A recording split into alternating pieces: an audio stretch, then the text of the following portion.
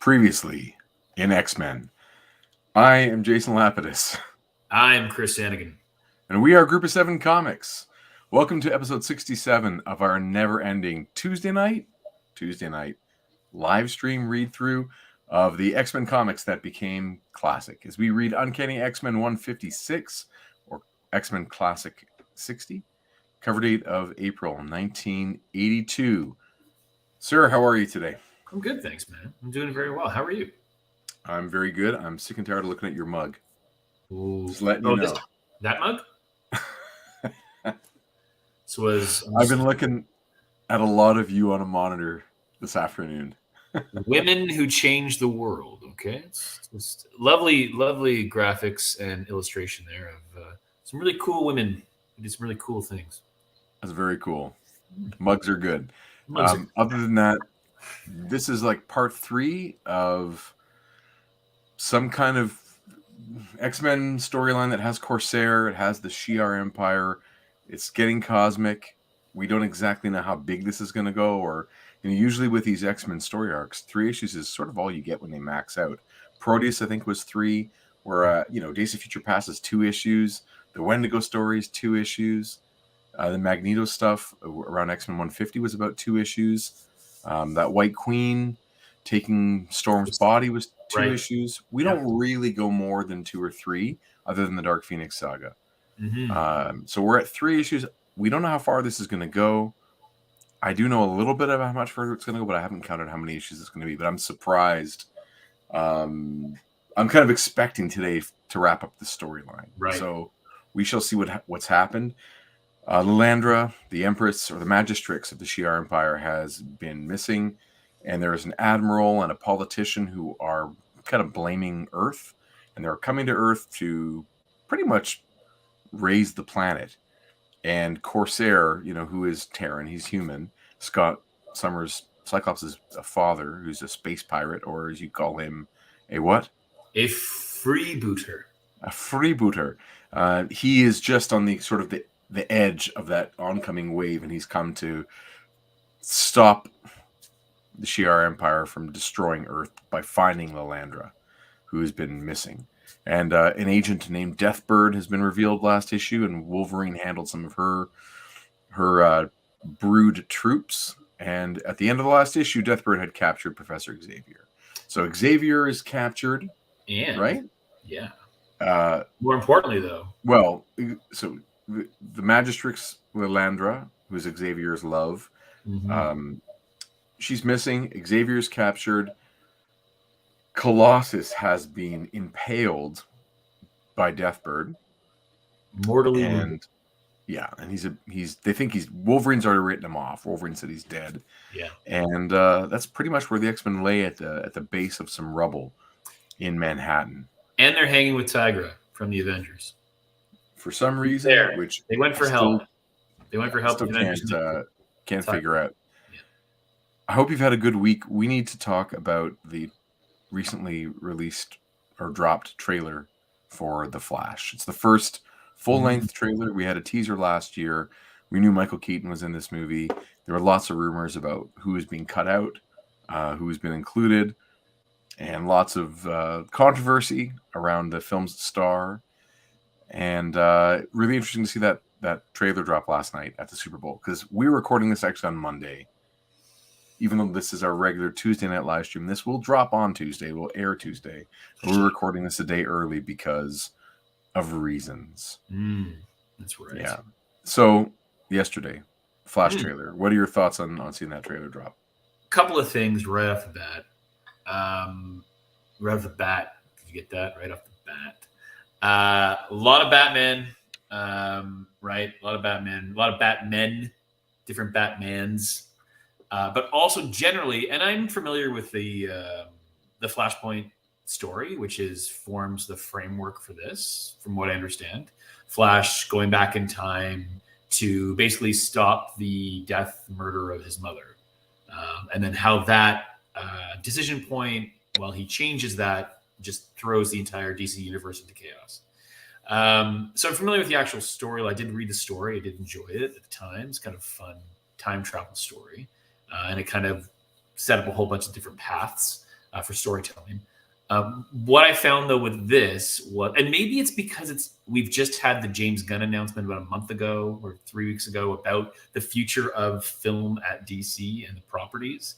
But my immediate reaction was, why should I care about this film? I don't know if I care about this film, except for seeing Michael Keaton back in the cowl and hearing him talk. Right. Cool. But that was my initial reaction. What was yours? Positive. Okay. I'm very excited. I think Flash looks cool. I thought the lightning effects look cool. Mm-hmm. Thought the editing on the trailer was real slick. Really interesting to see a 21st century digital recreation and expansion of the Michael Keaton Batcave, like those spaces, because those were special effects made in 1988 and 89 with a lot of matte painting and models, and the Batcave was not explored. It was like really limited, and I've watched that movie 30 times, 40 times. I mean, I don't know if I can count that high. I don't know if I could track how many times I've watched it. So seeing Michael Keaton again, I realize that they need to shift the marketing to make it about that great story of like Michael Keaton is back, and that's a lot of fun. I realize that it's the better marketing move, and that's what's going to make me care for sure about a DC EU film. I like it. I like the puzzle of trying to solve, like, what am I looking at? How does this fit into the story I already know? And what are they going to do that I'm not expecting? So a couple fun things. Obviously we see Ben Affleck in it as well. And we do see a Batman in action that is not the Michael Keaton Batman. That's right. We also see a blue and gray suited. And like I did some freeze framing. Yeah. I have to take a closer look, and it is like the neck piece of it. The head and neck are the Ben Affleck cowl. I know there's talk that like maybe Christian Bale's in it too, the one on the motorbike, but the one on the motorbike is the same one that we see in blue and gray. But it does, like, the sound. Oh, I'm like, it's the Batpod. Like, it does evoke that imagery. It does. That was interesting. And any movie that's gonna any movie that will drop that on us. Okay, so we know if they're gonna do Michael Keaton in the role of Batman, with the text that we know they're referencing, his appearance is foundational to the story. Right? In the book, it's Thomas Wayne. It's another version of Earth where Bruce isn't killed. Sorry, where Bruce doesn't witness his parents get killed. It's Bruce that gets killed, and his father becomes a gun-wielding, darker, more violent, Batman. Yeah. So they're taking the Keaton Batman and putting it in that role for Barry. So he's the one that helps Barry put the pieces together when Barry's in the world where there are no superheroes. There's just Batman. And Barry has no powers. So Batman's got to help him get his powers back, which is insane. And I saw, in the trailer, if you look, like the part where Barry is getting struck by lightning. Yeah. It's there, which is like, okay, that's such a dramatic, like that thing gives the character of the Flash a lot of credibility that I'm like willing to endure getting struck by lightning again more than once to get this power back, because it's that important. So that was pretty cool to see. So Keaton is playing, the Thomas Wayne book role. If you have Bale in there, you don't reveal that now. You save that for the theater. Yeah. It's when he gets back to his Earth. When he gets back, it's like not Ben Affleck anymore. Right. It's Christian Bale. And like, and he goes forward in the next film with Damian, right? Like Batman Brave and the Bold. Right. So whoever is going to be at the end, if this movie follows, you think they're going to reveal the next Batman from Batman Brave and the Bold in this movie? I think, like that's so. Gunn has said that there is a resetting. They use this film to reset some pieces of their next film versions, right? And one of them being Batman Brave and the Bold, which they've already mentioned will have Damian. Yes. As the Robin. So Yeah, that's a good theory. I think it'd be fun. So if yeah, they're gonna do that, and if you think Christian Bale is Bale gonna be again would come back? I'm just saying if. I don't If come on. If they're gonna do that, it's the end of the movie. You don't reveal it in the trailer. So I think no, the chatter online saying, "Oh, that's Bale on the Bat Pod," it's like no. That sequence is the beginning of the movie. That sequence is like the Justice League working together before Barry goes in the time travel. right. You know, that's Right, like yeah, Batman in a bright costume. yeah, the action to start the film. Yes. Right, and maybe Superman's there. I don't know. Maybe Wonder Woman's there. I don't know. Aquaman, Cyborg, whatever. I don't know. It doesn't matter. We'll see when we get there. Okay, the other thing that I'm enjoying in my head is the other Barry Allen. Yes. I think is Zoom. Right. Because he wears a lot of yellow in his introductory scene, and I'm like, oh, that would be kind of cool if like that's the villain of the whole film. I'm sorry if I spoiled it for anybody. The reverse. It's just a theory. It's not based on anything. But he's with Barry the whole time. Yeah. And then it's like that's actually he has a sinister concept or a sinister plot. He looks kind of like Skeevy too, right? Longer, greasier hair, and yeah. I mean, if Ezra can look even more malign, he certainly shows it as he plays himself in this different version. Sure. I will say too, the thing that caught me a little bit, and we're 11 minutes into our podcast, our show about X-Men, about Batman. Come on. But I will say too that the Batman, what I'm assuming to be the Michael Keaton Batman action scenes, right? Like, because if you throw us back to that era of 80, 89, right? His head doesn't really move much. A lot of punching up front, Yeah. And we see as different Batmans come into our lives, they get a little more fluid, a little more martial artsy, a little more whatever, right? And this one looks like he's taking care of business, and you're kind of right, and you're kind of like, I don't ever. It was difficult for me to see that Michael Keaton Batman, like it didn't, right, because of just the way that I remember his movements, and then to see swoop up and then it's like that first scene. It's not the first scene, but I guess it's that. Is it Batman v Superman when he goes to the warehouse? It's near the end of the movie. It's in the second half. Right, where he goes to the warehouse. They're all like, and he just goes through them. It's unbelievable. It is. And it's like the one person versus 30. And he systematically takes them all down. Right? Yeah. And that was a real treat to watch. It was brutal. Yes. In terms of his approach to the violence, it's brutal. Sure. I loved it, of course. I don't know if that he throws a dude against a brick wall, skull first, and the guy's brains are left on the wall. So there's some. The version of Batman is a particular version, but But anyway, when he's engaging largely to demonstrate his prowess. Exactly. Yeah, and what makes this person right?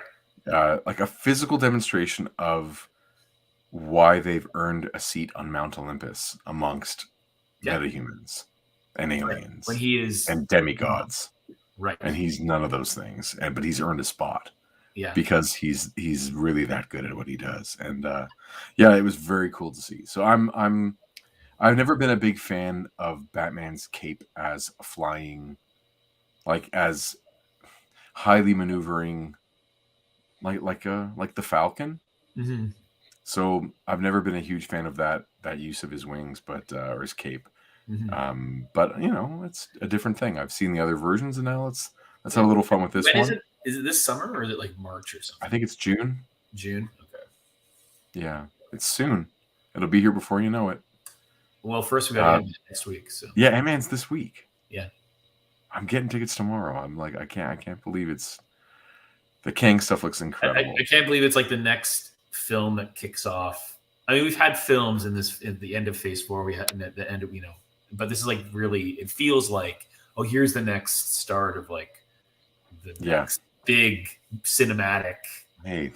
Right? Kang. I'm just so tickled by the costume decision to make Kang's blue face a force field mask. Yeah. It justifies the design, so the two lines down, it's so It's so good. Yeah. Oh man. So anyway, you ever read any X-Men comics? Before we go into the issue, let's take a look, if you don't mind, at the Mike Mignola cover. If you don't, yeah, you okay with that? Oh, always. Oh, really? I always get some M in my life. Yes. I'm looking for that thing, and I gotta find it.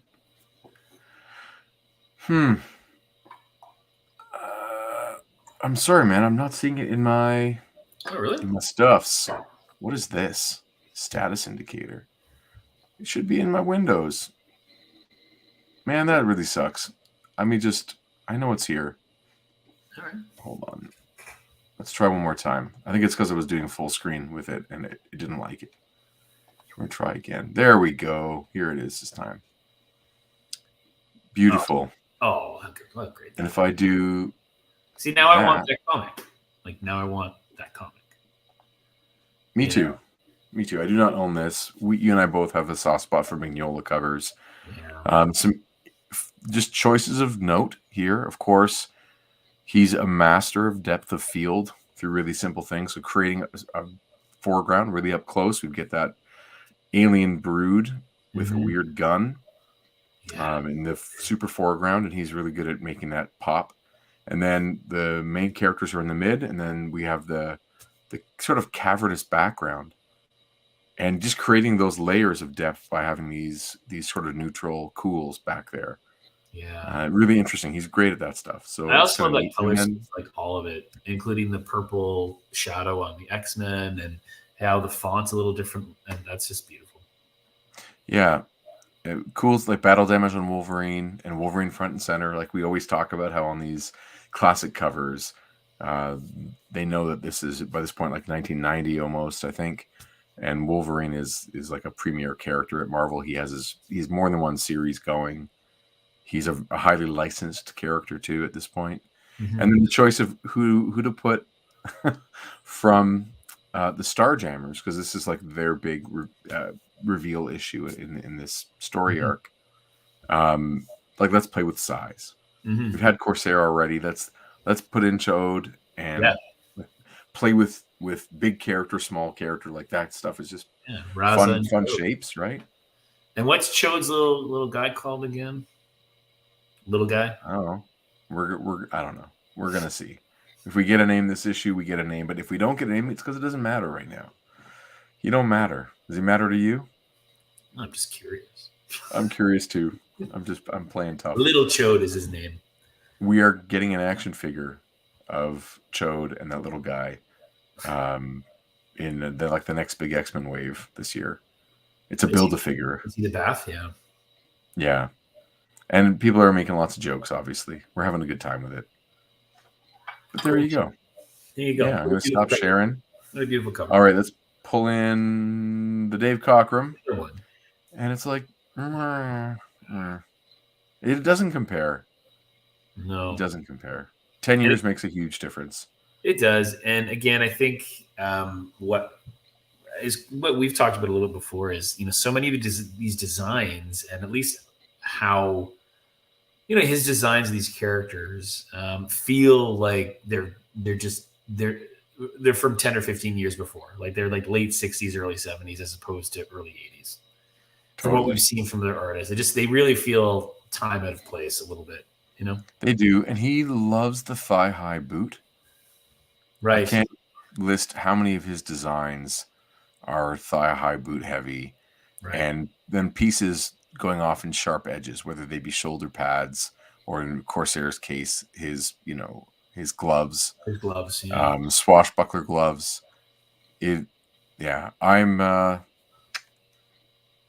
I'm getting tired of his design aesthetic, to be honest. And it's just, it all feels very dated. Storm's right hand is really irking me on this one. Sure. As it feels like it could be where Cyclops' left hand should be. Yes. Like he's kind of raising a hand to throw a punch or something, but it's awkward. I don't know what she's doing. Maybe like put some sparks coming out of that hand or something. Anyway, and his round dildo guns they feel very uninspired. They do. They feel like, again, they feel just from a different era of drawing cosmic weaponry. Yeah. Moving on. There you go. Moving on. There you go. I do have one other story of note before we dive in further. Yeah, sure. 20 minutes into this episode. This episode this issue, I should say, is written by Chris Claremont, drawn by Dave Cockrum, and inked by Bob Wiacek.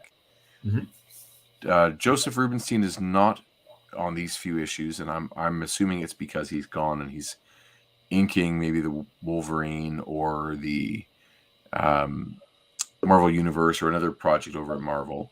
But I recently watched an interview with him from a couple of years ago, and I have not been this bothered by a comic creator in a really, really long time. He's being interviewed by a person. Okay, firstly, he's at a convention. Okay. And his banner says on it that he is the artist of the Wolverine Limited series. This is Rubinstein. Yes, he's the artist of. He uses the word artist.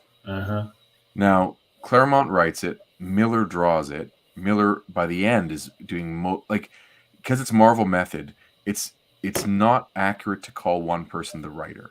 I understand. Because to write a story in the Marvel method, the penciler plays a really big role in how the story is being told, and the writer then comes back at it with a second pass and does dialogue.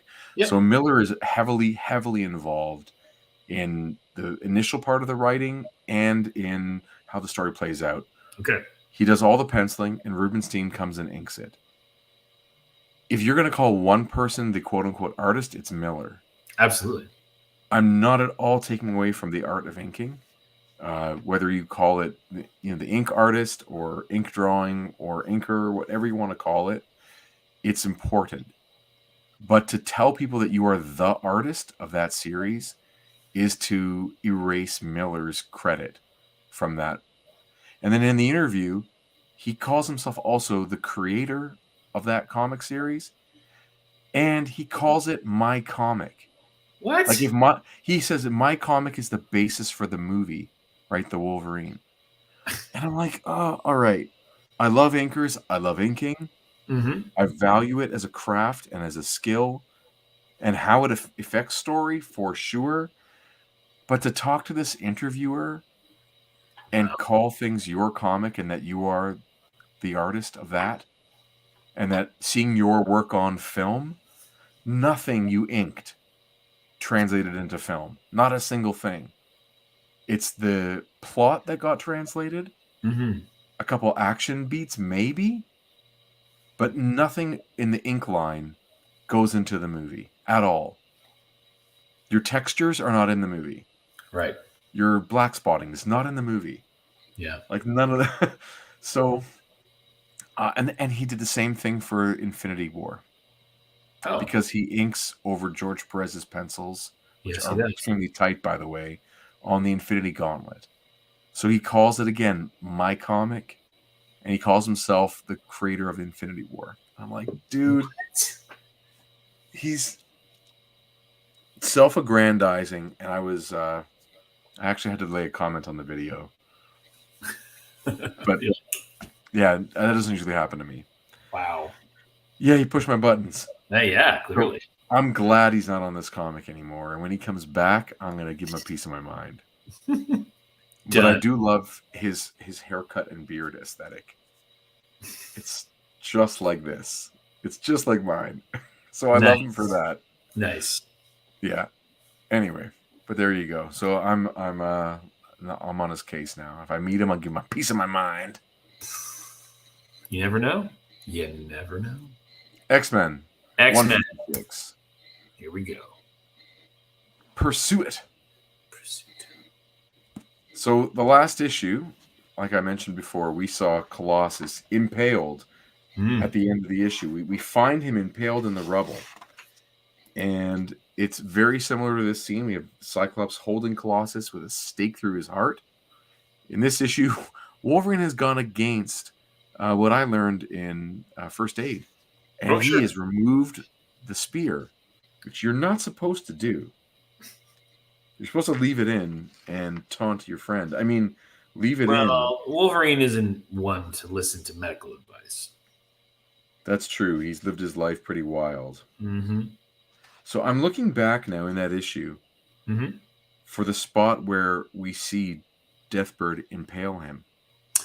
And it is not there. It is not included. We never see. We see her holding a spear, and then we see the rubble fall. And when they move some rubble, they find Colossus on his stomach with a spear through his back, which I guess is one of the reasons that it was like good that that acid kind of burned away some of his armor, because he has to go back to human form, I guess. Or at least he's vulnerable to piercing because he was damaged already. When you read this the first time, did you think that he was impaled by debris, or did you think he was impaled by Deathbird? Or you didn't think about it? I assumed it was Deathbird, although it could have been debris pretty easily. You mean from the last issue? No. Well, it's because it's a villain. That's all. Villain. But she was busy holding Xavier by the throat and trying to get into a spaceship. Yeah. I don't know. I didn't see it. And that's okay. So I got caught by surprise reading this issue when that part is revealed. Gotcha. I was like, what? What is going on there? Right. Stanley presents the X-Men Pursuit. His name is Piotr Nikolovich Rasputin. Colossus. A Russian, a peasant, 18 years old, whose gentle nature belies his awesome power. He is a mutant, one of 6 who comprise the Uncanny X-Men, the outlaw team of superheroes, with the ability to transform his body from flesh and blood to super strong organic steel.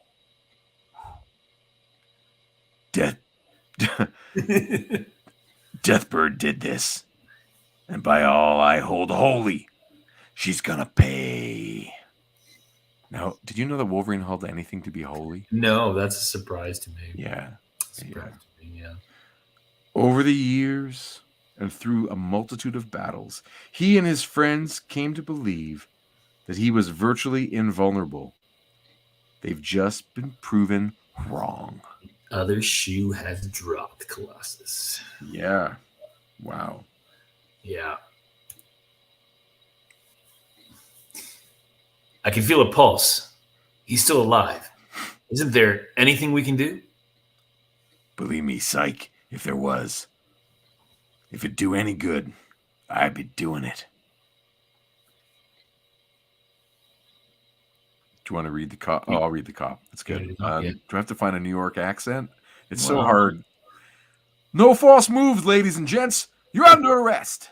Uh-oh. New York's finest. Scads of them. Loaded for bear and looking for trouble. I better handle things. The X-Men are in no shape to cope, even if they wanted to. What does loaded for bear mean, by the way? It means that, in this case, that they're armed. Right. I mean, I imagine, but it's like they're loaded for shooting bears. Cocaine bear. I wonder how I'm going to explain this. A couple of hours ago, the X-Men arrived at Avengers Mansion, babbling about some alien empress who'd been kidnapped, and how about they'd been given 24 hours to find her, or the Earth would be destroyed. Then we got ambushed by a winged villainess named Deathbird, who turned out to be involved in the kidnapping and her gang of sleazeball aliens. The X-Men leader, Professor Xavier, got captured and Colossus mortally wounded. Deathbird escaped and in the process leveled this unfinished skyscraper. Like and then she says here, phew, because of the weight of trying to think all those things in one panel. Phew. I was there, and even I have trouble believing my story. I can explain, officers, if you'll let me. I'm Tigra, one of the Avengers. So what? You can't arrest us. My associates and I were doing our job, battling a notorious supervillain. And is that an Avengers card? Yes. They do carry Avengers ID around with them. And it usually has their picture and of course the Avengers logo, and then it's signed by Peter Henry Gyrich or whoever is the liaison, maybe the president, and it just basically means they have kind of diplomatic immunity sort of thing and military rank. Where does she get that card from? Prison wallet. She's not wearing a lot. I don't know. She keeps it on the inside of her palm or the back of her neck, perhaps. Maybe. I like this line of questioning. I want to just talk about the coloring for a moment. Sure. Nice and clear. I love abstract coloring in comics, especially this kind of line art where you can really just play. And yeah, Rebel all in purples. The characters in orange, background characters in the baby blue. I just find it's super clear and easy to read those kinds of choices. And it's nice when you have the freedom to just kind of, I'm going to color everything in the background. All these vehicles are just going to be orange. Right. All the people are going to be blue. We're not going to worry about it. And it just, again, reads well, but also has a good color blend. So it's neat to see. Mm-hmm. Mm-hmm. There you go. Give me a break, will you, lady? You clowns just trashed a $200 million project. It's a miracle no one was killed. Look again, fella. Someone was. Oh, I'm sorry. Truly. He shouldn't be sarcastic. Or is he?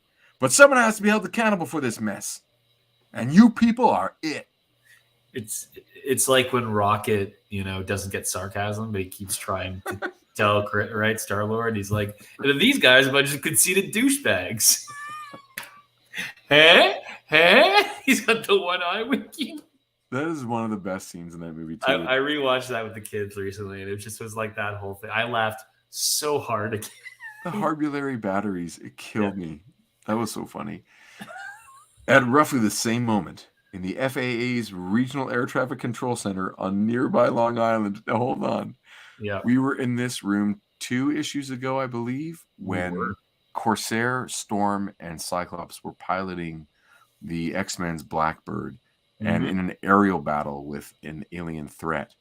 And for whatever reason, Claremont takes us to the air traffic controller's tower, and we meet Roy and Phil. And Marty. And Claremont has this amazing trope that we were so lucky to discover. No one had ever talked about it before, where he has to name every single extra and supporting character, no matter how obscure and how unimportant their role is. If a person is standing guard, they're getting called something. So we love these guys. And they almost all have only like 1 syllable names, like Phil, Roy, Dave, whatever. Yeah, there's some really great ones. And I love, this might be our first time ever revisiting these characters. Where, like, they get 2 issues later, they're back. 2 issues. Yeah. Good morning, Roy. How's life on the graveyard shift? Pretty dull tonight, Phil. Yeah, no comparison to the other day when you spotted that UFO. Pretty hairy, old buddy. Huh, you're telling me? I've been a controller for 20 years, Marty. I've never had a moment like that, and I never want to again. Phil! He took one look at the screen and keeled over. Good Lord! That blip. Is it a malfunction? I wish it was. I'll take care of Phil, Marty. You get back to your console. Poor Phil. So I think the joke here is he was traumatized by seeing an aerial battle on his display, and now he's seeing something the size of like the island of Manhattan. Yeah. And the joke really is he's traumatized. That's the joke. Yeah, haha. Ha ha ha. But I get it. Okay. I want every aircraft vectored out of the New York area fast. Whatever that thing is, here we go. I'm going to be American. Ready? Whatever that thing is, it's huge. And it's headed directly for Manhattan. My most insightful New York moment of my entire career. Huge. There you go. Despite the late hour, a considerable crowd has gathered at the corner of 57th and Madison in the aftermath of the X-Men's battle. Now, as the moon and stars are blotted out, and the air grows suddenly, strangely still, all eyes turn upward to behold a sight none present will ever forget. I have to start criticizing right now. Oh, please do. So we've been blessed in the last 50 years with a lot of amazing cartoonists who know how to play with scale and deliver clearly that are able to communicate scale in a panel that is this size. I think of Kirby and the first few reveals of, I believe it's Kirby who first does it, the Shield helicarrier. Mm-hmm. So one of the things he would always do is he'd have the helicarrier there and then have smaller vehicles flying around it. Right. Clouds interacting with it in some way, and use things like fisheye or like strong perspective to give you a sense that like, oh, this thing goes way back into the background. Right. This drawing, like if not for, I guess it's, one of the towers in New York, a couple of them are in front of it, its belly. Mm-hmm. You cannot tell that this is any bigger than just a ship that might be close to the camera. Mm-hmm. Like, give us the clouds, have it interrupting the clouds, have a helicopter in front of it so that, some news helicopters there, a flock of birds are there. Guys like Mobius can completely sell you on scale, and then more modern artists like Frank Quietly. These guys are all amazing at giving you a sense of scope. This is brutal, this drawing. You really can't tell that this is big at all. They have to tell you with words because the drawing doesn't do it. Mm-hmm. Anyway, I'm disappointed. Well, and it's also, I think the image of the drawing of the ship itself, because of the amount of curvature, multiple curvatures, right? It's jarring. It's jarring. Right. It's tough to actually get a bit of a lock on the shape.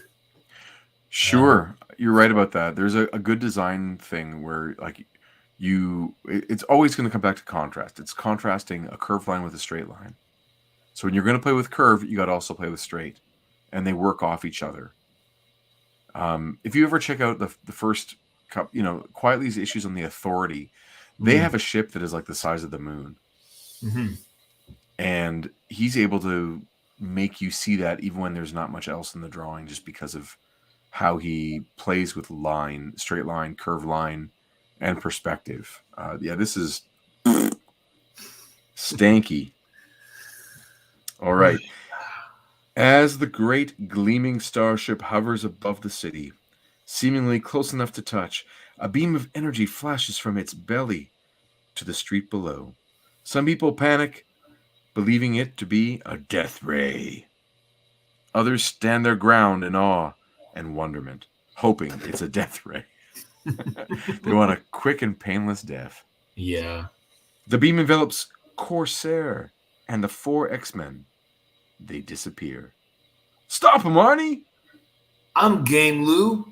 How? Oh, Arnie and Lou. Arnie Lou, NYPD's finest. And then, as quickly as it arrived, the spacecraft disappears as well. Arnie, how are we going to report this? Partner, I ain't even gonna try. Good luck, X-Men. I have a feeling you'll need it. I wish I could have gone with you. You see that puzzled look on her face? Yeah. That's mostly because she just put the card back. Right, and everyone's like, where did the card go? Where did the card go? And she's like, the card. Don't make me get the card out again. It is not an easy thing. One little good bit of cartooning happening here. The color of the beam is magenta. Mm-hmm. The color of the flying away should not be magenta, but it is. It should be something else. Maybe like the thrusters, like an orangey.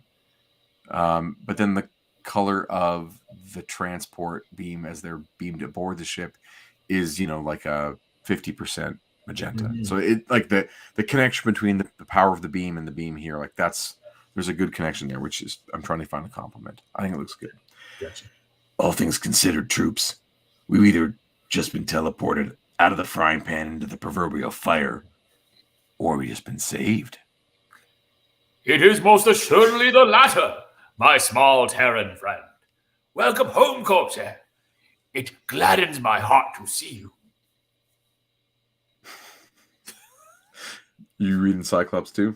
Sure. The Starjammers. Jode!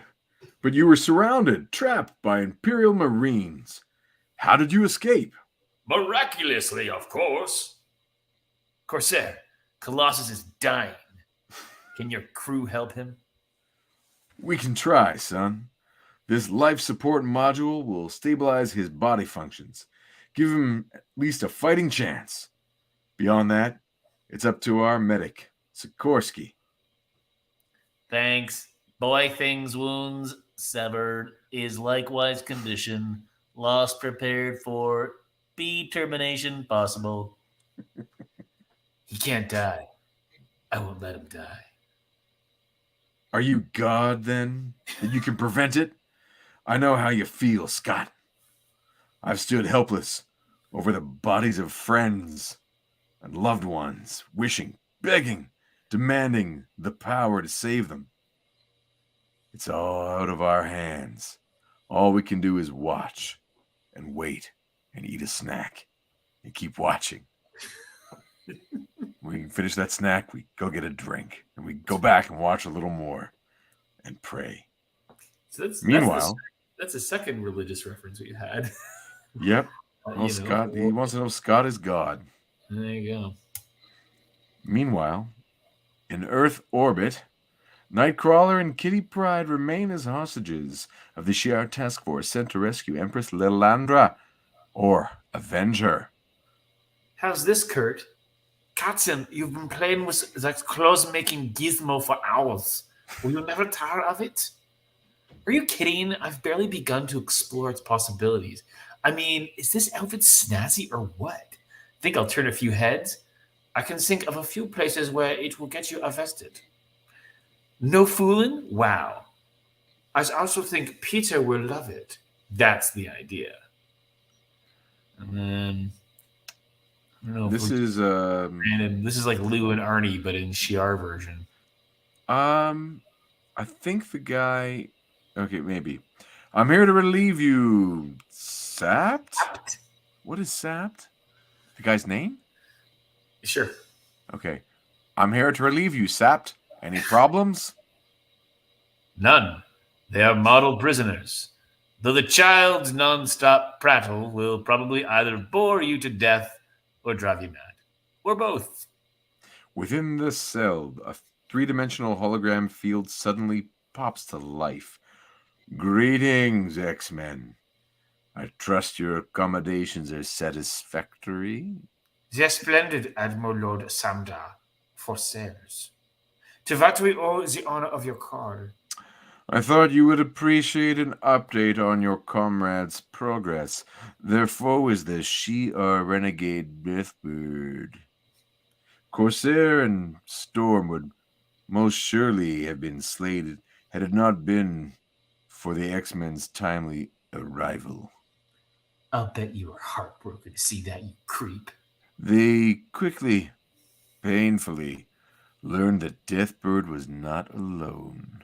Colossus has been hit. Kurt, that acid, it's eating right through his armored body. Look, Storm's using a combination of lightning bolts and monsoon rain blasts to vaporize the acid and wash it off. Peter's okay. Way to go, Roro. It's like recapping what happened in the last issue. It's a strange choice to spend,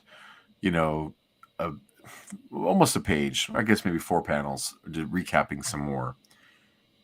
Yeah. Storm and the others race into the building where Deathbird's cohorts are hiding, leaving the still weak Colossus to guard Professor X. And then, also, I guess they just want to give us another review where we get to see it. This is what happens, yeah. It's so weird to narrate the thing that happened last issue.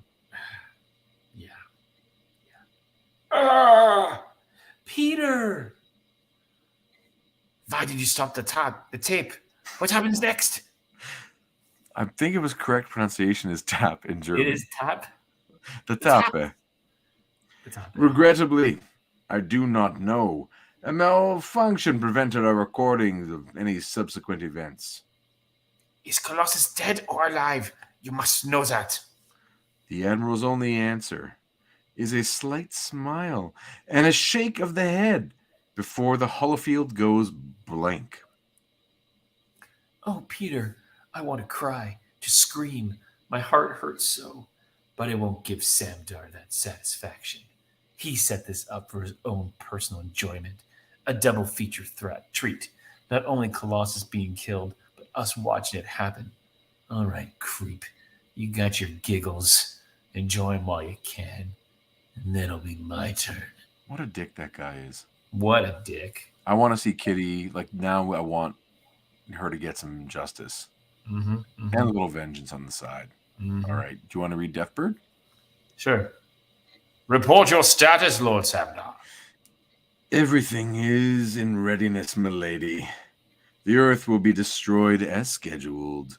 Should Chancellor Araki or any of the Imperial Guard who accompany him object, they will be dealt with. I congratulate you on your partial triumph over the X-Men, but I fear you are not yet finished with their interference. They have joined forces with the STARJAMMERS, and even now pursue your vessel. I was unable to stop them. Did you even try, Samdar? No matter. Leave the STARJAMMERS and their hate to me. The Earth is your responsibility. You have been well paid, Admiral. I expect value for my money. And one way or the other, I shall have it. So this page is printed a little fuzzy. It says the STARJAMMERS and their fate to me. Oh, not their hate. Which is it's better. Yeah, it's yours. Yeah. Leave STARJAMMERS and their hate of all things spicy to me. Yeah, That's no, it's right. good. But that's nothing to do against your reading. It is unclear to, in the version you've got in front of you. Well, and this I is, have it on a big screen too, I have to tell you. and this is actually one of my comments on this issue in general, aside from the digitization job, which is fine, the scanning job, which whatever, the original comic. I find this issue, and you'll see it more, I think, later on, but even up to now, it is so full. It's so dense. There is so much writing and dialogue and recap, and so much things happening in space and people that I feel there's like no room to breathe reading this comic. Okay. And you get to the end of it, and there's just, I feel it's like super dense. And I don't know if they tried to just explain everything, and I feel like they just probably could have done without a bunch of the information, just kind of played it out and let the art do the talking. But there you go. The art doesn't do enough talking. Then it's got to do the walking. Right. So we can, of course, at any moment skip over certain things that we don't think are necessary. If you want to, for the sake of our viewers, Wow, who we love, by the way, we really appreciate. Yeah, we don't have to cover every little bit. See if we can find them. I just find it in general. That was my takeaway when I read it. Was that this is a pretty dense 2 pages right there in front of us. Yeah. That's a dense spread, as they would say. Dense spread. Dense spread. Yeah. Oh, Ooh, look at that. A lot here too. We've got to. We could skip over, I think, almost up to the point where this strange panel sort of starts. Second panel, spaceship in space. This is Deathbird's ship. Dildo's spaceship is in space. Yes, this is Deathbird in her ship. Yes. Maximum sublight acceleration. There you go. There you go. But as the drugs begin to wear off in his system, instinctively fights their effects. As his system instinctively fights their effects, images skitter across his consciousness. He is a telepath, and as such, it is natural for his mind and its psi senses to wake before his body. Oh, cool. His questing thoughts reach out to a friend and embrace a nightmare, a fiend from the abyss. He cries out, his scream choking in his throat as his eyes fly open to behold the face of the woman he loves. Lilandra, is it you in my mind? I saw a horrible alien. So evil. I sensed such hatred, such insatiable hunger. It was a dream, beloved, a side effect of the drugs you were given. I am here. I am real. From me, Charles, you have nothing to fear. So, Now, what happens? And he's this is standing later. up. What happened in this gutter? So they're kissing. Yeah. Later, Oh. they're still in an embrace. Hmm. What do you think happened? Some cosmic sexy time. But it looks like, he's lying down and he can't remember where he is or what happened. And then suddenly it looks like, based on the way that they're embracing, that they're standing up. I'm like, It does look like that. He doesn't stand. Well, we'll see if there's any answer to this, but at this moment in time, there you go. Yeah. I've psi-scanned Lalandra completely and found no psychic anomalies. It is her. The mental images I saw must have been hallucinations, yet I am still uneasy. Why? I was afraid you had been tortured, or worse. That may yet happen. Deathbird is not fond of me, and her cruelty knows no bounds. She boasted of slaying Colossus. I would give anything to change that. Ah, Charles, I've brought you nothing but misery. Because of me, Jean Grey, and now Colossus have perished. And I fear more of your students may join them before this fight is done. There are times I wish we had never met, never loved. As there are times I marvel at the good fortune which brought us together. I too mourn for those we have lost. But for all the grief that has followed us, that may yet follow us, I would not exchange our love for anything. Nor would I. Truly, little sister? Then cede me your throne, and I will grant you a lifetime of peace and love. It is such a simple bargain. I care for power, not love. You for love, not power. That gives us both our heart's desires. Matricide. The only thing I'll give you is a speedy journey through the gates of death. Lilandra, don't! Heed your crippled paramour, hatchling. On the best day of your pathetic life, you were never a match for me. Ugh. No! Don't be alarmed, Xavier. Her wounds are superficial, though had I wished my pinion spurs could have cut her to the bone. I was firstborn of the Aerie. It is I who should wear the crown, and I who will. So Deathbird is Shiar. Aye. For her unforgivable crime, she was stripped of rank and name, cast out of Aerie forever. As a hatchling, I worshipped her. I am Magistrix Shiar. As long as I live, she cannot become empress. Oh. Oof. Yeah, that's serious stuff. Mm-hmm. More flash. Meanwhile, aboard the Starjammer. Magnificent.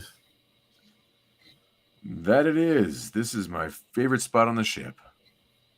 I like to sit up here by myself and watch the stars flow by. I've never tired of the view. I doubt I ever will. Is there any word on Colossus or Deathbird? It's still touch and go for the lad, I'm afraid. But Sikorsky sounds hopeful. Deathbird's vessel is sublight. We've stronger engines. Better computers. We're in warp space. It's merely a matter of time before we overhaul her. Should be overtake her. But it says overhaul her. Aurora told me about Jean, son. I didn't know. I'm sorry. When she died, I felt so lost, so alone, like my heart and soul had been ripped out of me. Yeah. All things pass time. All things pass in time, Scott. Even grief. Dad, what happened to you and Mom? What split us up? I was an Air Force test pilot, returning from leave in Alaska. A camping trip with your grandparents. to join Project Mercury as an astronaut. Whoa, whoa, whoa, hold on. Stop this issue. There are grandparents. There are Why grandparents does Scott go to an orphanage? because they're stuck in Alaska. He goes to an orphanage in Alaska. Am I wrong about this? Someone, think- please tell me in the Is there- comments why is he there- doesn't go with his grandparents. Because they don't want him. Okay, good point. Because he is a rat bastard. But yeah, that seems maybe they didn't know who he was, right? Maybe they were like not identified until later. I don't know. Could be. Odd. Okay, so he was grandparents Mercury to join Project Mercury as an astronaut. And now I have to read this in the weirdest way. Yeah, We go, this is, you agree with me? This is weird. totally. And having the narration box on an angle. Okay, anyway, your mother, Catherine Ann, and you, your brother Alex, and myself were flying in old de Havilland Mosquito I'd rebuilt. Shout out to Downsview Airport in Toronto, where de Havilland built the mosquitoes. Shouts, yes. Booyah! Many shouts. We were following the coast south of Cape Yakataga when we got the panic call from Anchorage about an unidentified contact heading our way. This is a little too prescient, don't you think? An unidentified aircraft over Alaska? Topical. Does it get shot down over Lake Huron? That's a totally different one. The Huron one is a fourth. Anyway, the next thing we knew, it was right on top of us. I tried to report the sighting, and the ship opened fire. I was the best pilot alive, yeah, right. Flying one of the finest birds ever built. That combination, plus a lot of luck, saved us during the initial salvos. Unfortunately, the Mosquito is a wooden aircraft. That proved our undoing. A near miss torched the fuselage, and the dogfight was as good as over. We were over land.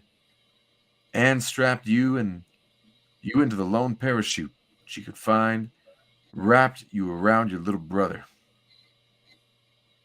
and shoved you both out the hatch.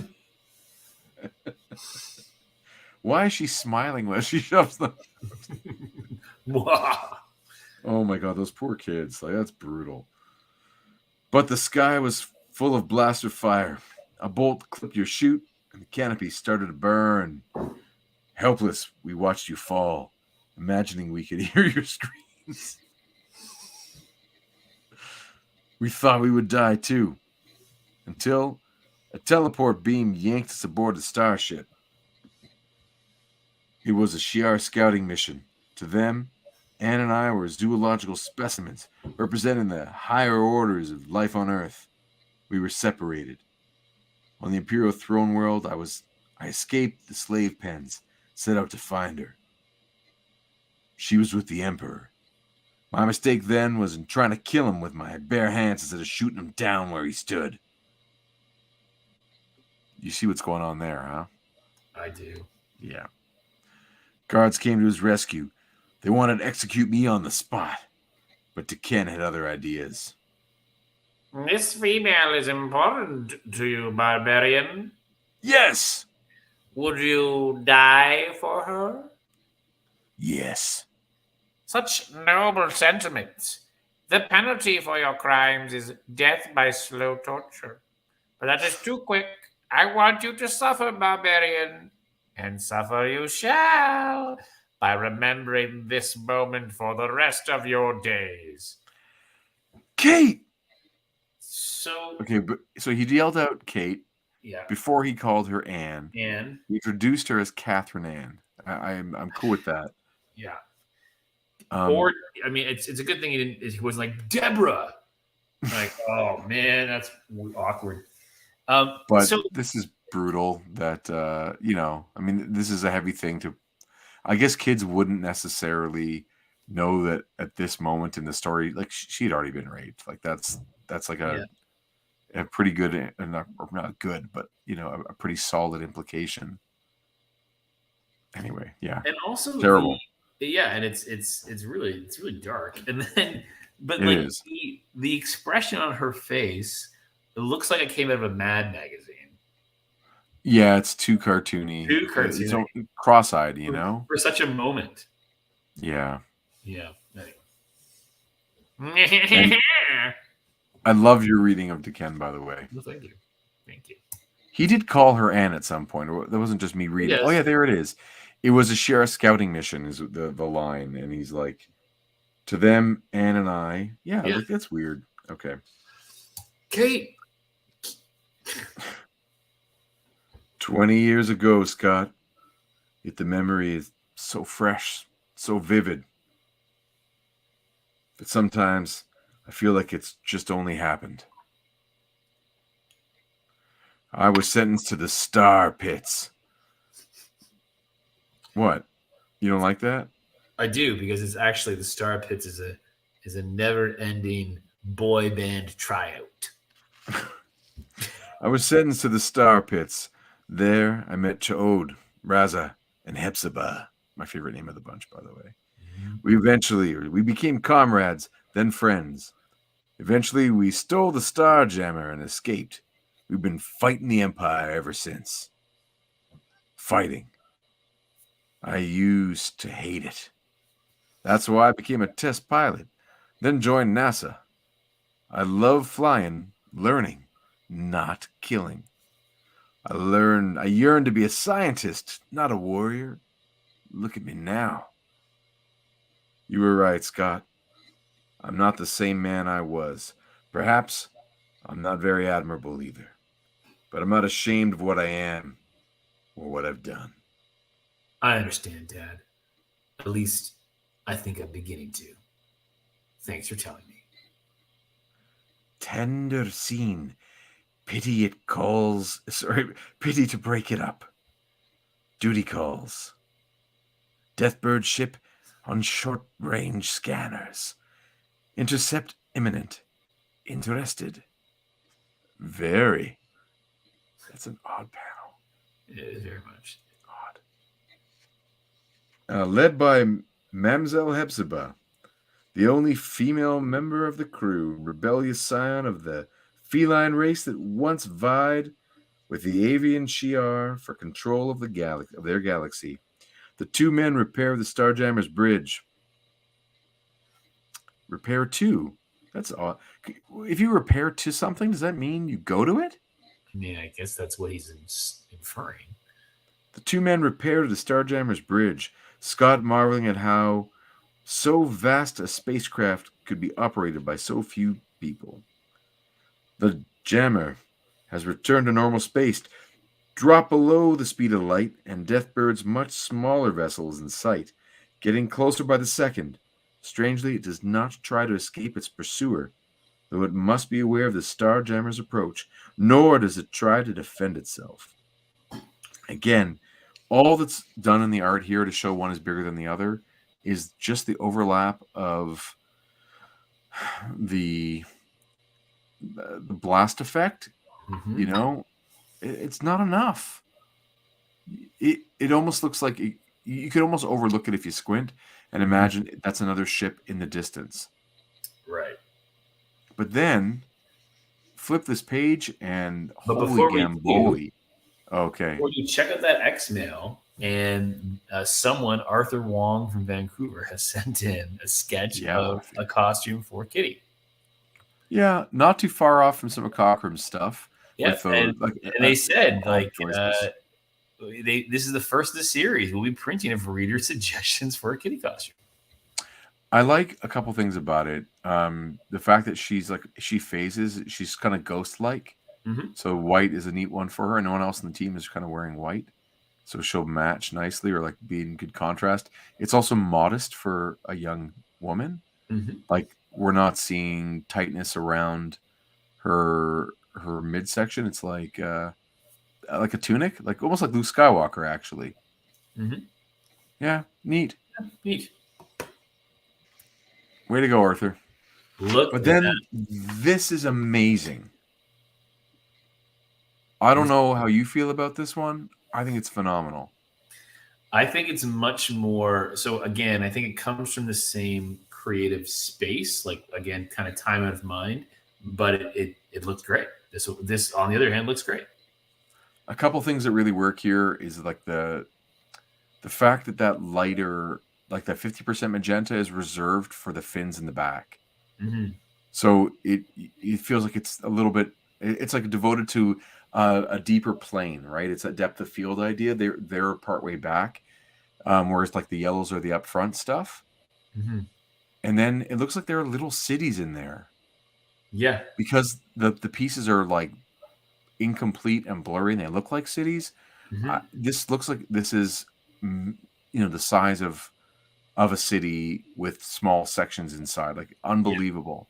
Yeah. And then the repeated, like they're not teeth, but kind of interior walls of that mouth with that the repeated shape going back gives you the sense of depth because it's receding backward. Mm-hmm. Really good. I think this is a great page. Or double page spread. And you can see in this moment in printing history of comics, they do not yet use the technology to print all the way to go what they call full bleed. That's right. So the artwork is compromised. You can only draw so much.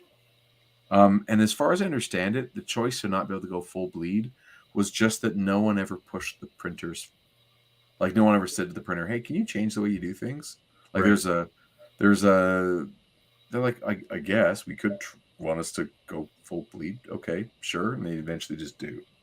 Right. Anyway, I don't like it, Psych. This caper's going down way too easy, huh? What's that alarm? Look, you, Chris. The scanners. How could we miss such a thing? By cloaking device, probably. By the stars, I've heard the legends of such a craft, but I never believed. Okay, it's a big ship. It's a big ship. And they go in the mouth. They go in the mouth. And then there's like an airlock thing that comes out. Yeah, he's like weird. And then we get these views of the interior. And it's kind of half. It's almost like cybernetic. It's like half organic material and then half technology. Yeah. Plus these chunks. Crazy. I have to admit, I just looked ahead to see how many pages were left because I'm feeling it. Mm-hmm. And then we get some more narration, Mm-hmm. Within the tunnel, a cadre of shock troops gather for the assault, eager to avenge the defeat of their brethren suffered at the X-Men's hands on Earth. Then, without warning, boom! The airlock blows off. Deathbird! That's not. It's terrible. Deathbird! Deathbird! You thought me slain, but Colossus does not die easily. Face me, murderous, if you dare. Okay, before we continue, if you are in the Starjammer, which he was, Yeah. and you go into a ship that is the size of a city, which they just did, why do you assume that she's right there? It's like driving into Manhattan, pulling over right away as you cross the bridge, and yelling out the name of the person you're looking for. Johnny! Face me! Yeah. Flanked by Wolverine and the taciturn bionic warrior Raza, the young Russian charges, and mayhem erupts within the vast docking bay. Following in their wake is a second wave comprised of Storm, Hepzibah, and Chaod. Cheer up, my friends. The odds are only 1,000,000 to 1 against us. That makes it a fair fight. I see Hepzibah is wearing like a cool armor suit with a cat head. Cat mask thing. Yeah. I mean, so it's interesting because they said that she's a feline race. I always thought that was like she was a skunk woman. Yeah. But it's all that's good. like a mammal. Marsupial is a skunk. What? No. Marsupial? We don't have marsupials on this continent. Naturally. Naturally. They're rodents. Yeah. She's a rodent. Skunks rodents? No, I know she's a cat, but I thought she was a skunk. Are skunks rodents? That is a good question. I'm just throw an answer and just say yes, but I don't actually know. I think they kind of blur that line, right? Anyway. They're a mammal. Yeah, of course they're mammals. And they're placental mammals like us. They're not marsupial or monotreme. But I don't know if they fit in like rodentia. I don't know. They don't. There you go. But they have a scent from their anal glands. And so do you. Anyway, these creatures, their vessel, reek of evil and anal glands. I've never felt such instinctive, natural, all-encompassing repulsion. Every fiber of my being cries out for me to destroy them utterly. But I shall not. They are living, sentient beings, no matter how repulsive. And I am pledged to never take a life. You hold back, Windrider. A noble gesture. Also a mistake. Show the brood the same mercy they would accord you. There is a gentler way, Ch'od. Against such as these? Why bother? And that's we are warriors, Sky Child. Our duty is to slay our enemies. If thou canst not abide that, stand aside. Okay. Can we just keep going? The alien vessel's moving around. Yeah.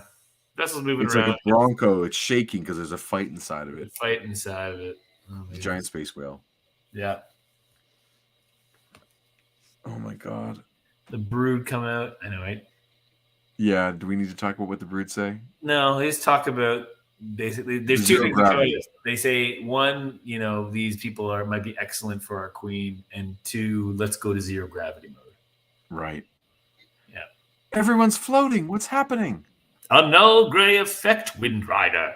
Hanging in midair like this, we're easy targets. The lack of gravity does not affect me, Ch'od. I'll use my winds to move you out of harm's way. Shunt Colossus to me, Storm. Raza, what are you doing? What is this word? Grip holes. These be grip souls, lad. They'll adhere thee to any surface, enable thee to fight more efficiently. My thanks, Dovorish. In the heat of battle, I forgot about Cyclops and Corsair. Their mission is the most important one. I wonder how they're faring. Like us, lad. They live or die. Now, didn't he have electronic voice before, and now he doesn't? I mean, maybe. His word balloon no longer has the electronic effect on it, but it did for the first little while. Yeah. At that moment, aboard Deathbird's ship, Your fellow beings are fighting fiercely to liberate you, magistrix. It is a shame that magnificent effort will be in vain. When they reach this compartment, if they reach it, they will find naught but your cindered corpses. An inhibitor field within this cell. Charles, I love you. Neutralizes my mental powers. We are helpless. Alien fingers tighten on a half-dozen triggers, but the weapons are never fired. Ah! Professor, are you... Cyclops, thank heaven. I'm glad to see you, lad. Though I suspect your timing could have been a bit improved.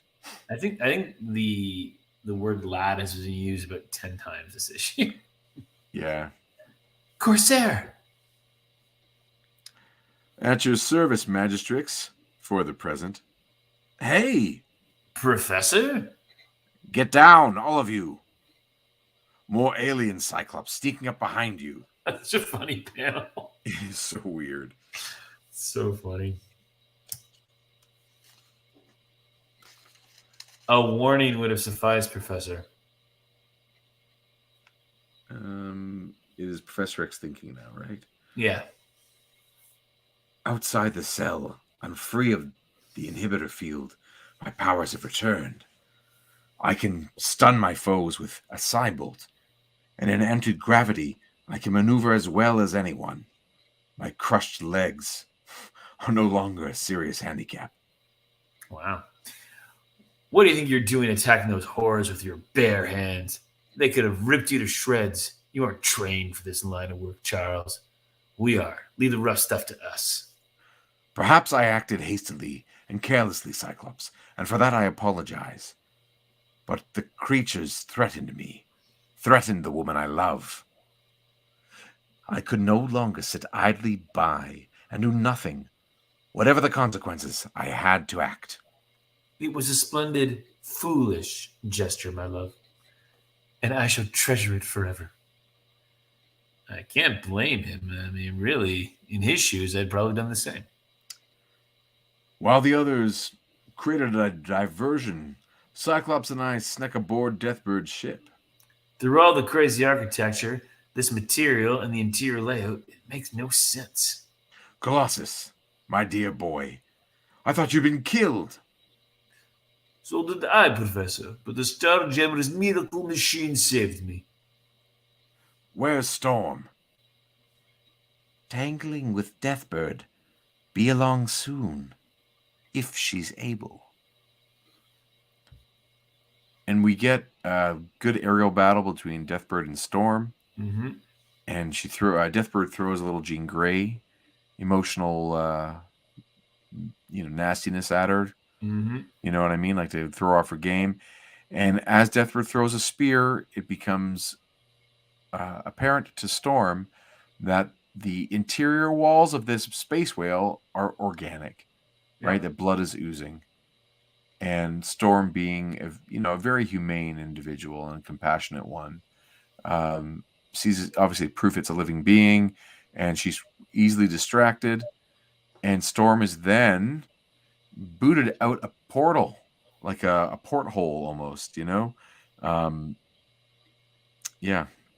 like a Space. blowhole. Yeah. And Storm is dead. The issue's over. Bye, X-Men. No, Storm goes out into space, and the Starjammers have to reach her. And there's this fun countdown. Oh, yeah. Right? Like, they've only got 30 seconds to rescue her. As a computer, something like a... That's not Sikorsky, is it? I think it might be. No, it's Okay. Waldo. Right. So Sikorsky is Analysis, Waldo. Yeah, well, Waldo is the ship's computer. I guess, yeah. So they've got 30 seconds. Now, this number thing is a color hold. So it's not in the edition I have. I can't see the numbers at all. Okay. I didn't know about them until right now. Let's see if they can save her.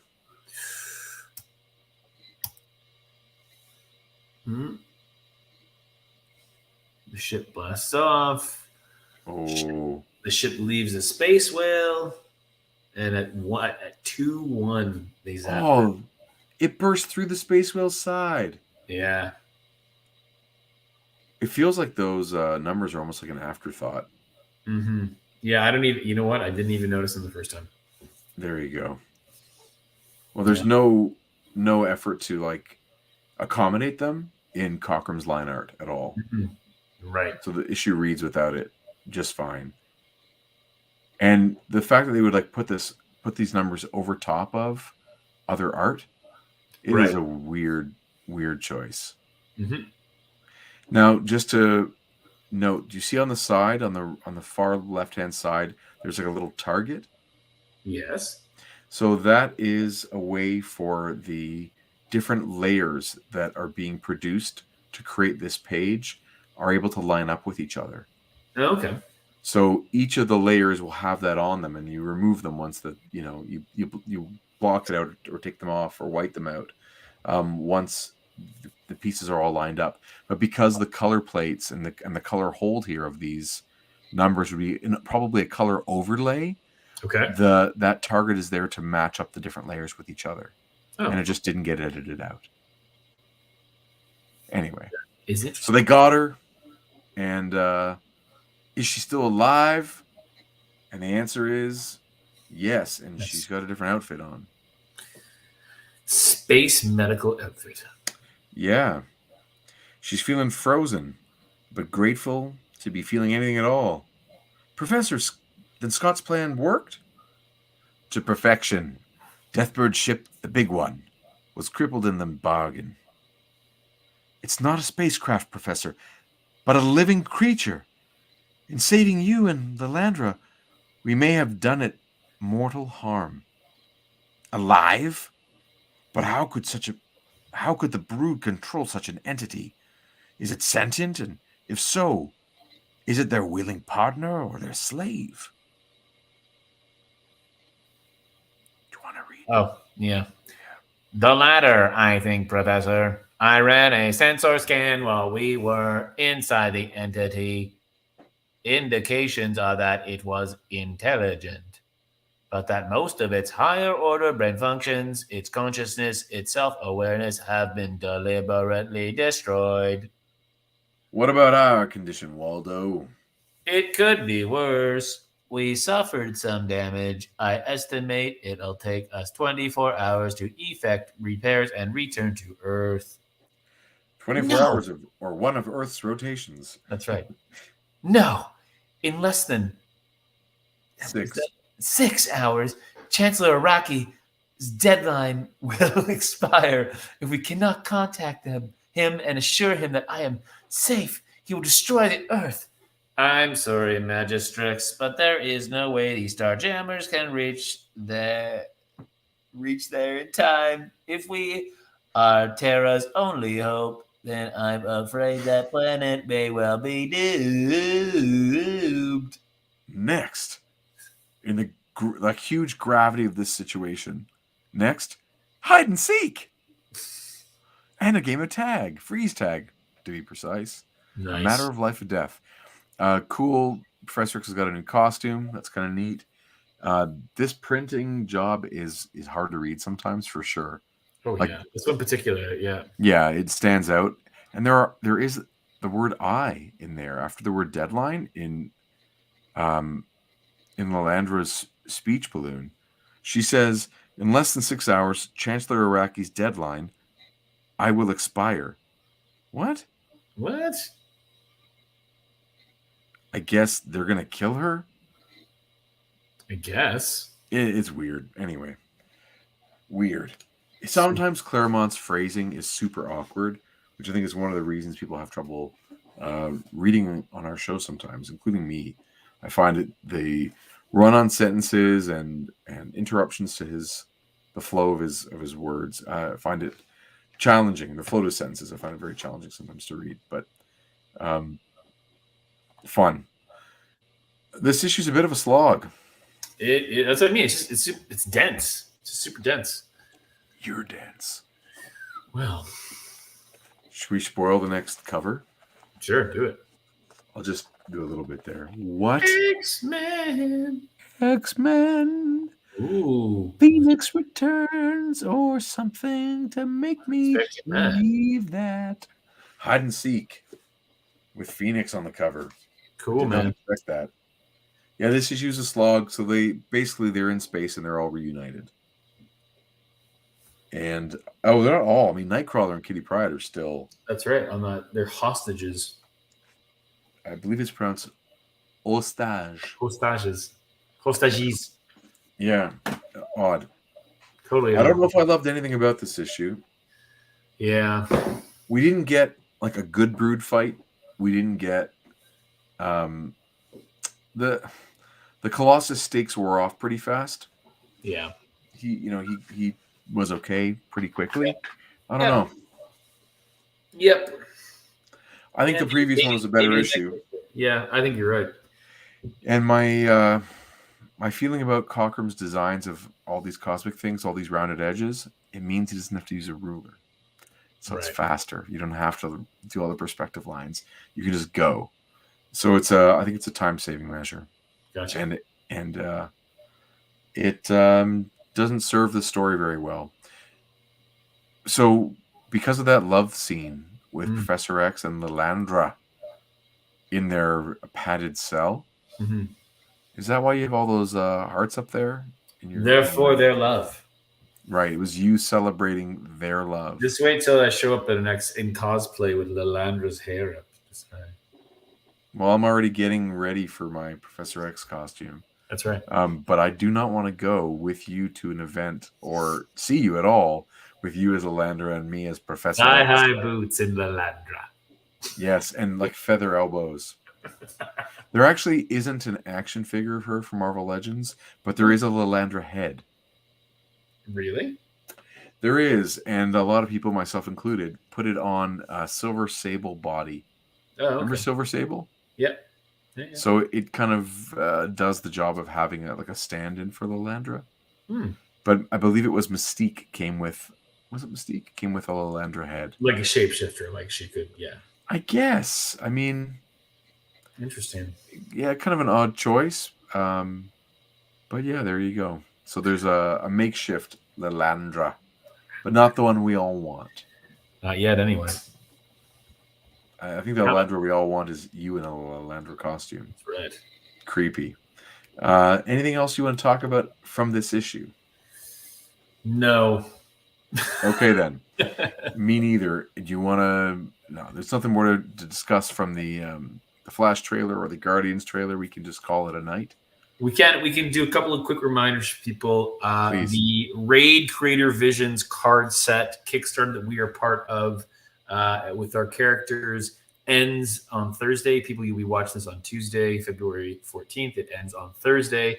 Some really cool things up for grabs, different tiers, original art, sketch cards, books, including ours, a whole bunch of things that you can get as well as these really, really cool cards. Check that out. All the information links in our bios. And secondly, just to remind people that, hey, yes, we are nominated for Best Comic Book for Group of 7 Comics #8, the second part of our Peregrine saga. And that is through the Sequential Magazine Awards. Again, it is a public vote. You can vote for us. Hey, we'd appreciate it. Links in our bios, but also it should introduce you to a whole bunch of really cool Canadian indie comic creators, a whole bunch of really cool works. That's the book in blue that's up for the award. Anyway, check that out. All that information is on our socials at Group of 7 Comics. As well, please click like and subscribe to the channel. Like the video. We appreciate that. It makes a big difference for us. Engage with the comments. It really will help more people who like X-Men comics and comic book YouTube channels find our channel, and that is only a good thing for everyone because we can make more content and improve the way we make things as we continue to grow the channel. So we appreciate that greatly. You can find us on social media at Group of 7 Comics with the number 7, as you'll see in the links below this video. And you can head to our website to check out our comics and find out more about us at, well, I guess it's group7comics.ca. And we found out today we'll also be appearing at the Toronto Comic-Con and at the middle of March in Toronto, Ontario, Canada. 17th to 19th. 17th to 19th, we'll be there as featured comic creator guests. So you can come see us in person, chat some X-Men with us, pick up some prints, a couple X-Men prints on the way, and buy some comics and whatever. Maybe I can draw you something. That'd be a lot of fun to do. Nice. Yeah, I've been known to draw some X-Men now and again. There you go, Chris. Anything else you want to throw at them? I think we're good, man. Then mostly, thanks for hanging out with me, Chris. It's been a lot of fun. Yeah. And I hope you enjoy your festivities tomorrow. Oh, thank you. Thank you. Can't wait. And my phone just told me it's bedtime. It just sang a lullaby. Enjoy Love Day tomorrow, people. Thank you. Love yourself and each other. And thank you for hanging out with us tonight. We really appreciate spending the time with you. So thank you very much. Have a wonderful evening. Good night.